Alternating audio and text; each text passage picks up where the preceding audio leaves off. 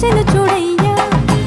సొంతమైన అందాల రాముని కళ్యాణమాడగ సీతమ్మ సిగ్గులను మూటగా కట్టుకు తెచ్చెను చూడమ్మా. జీలకర్ర బెల్లమును చెరగని ఒట్టు అని ఒకటిగా మారుతున్నారే.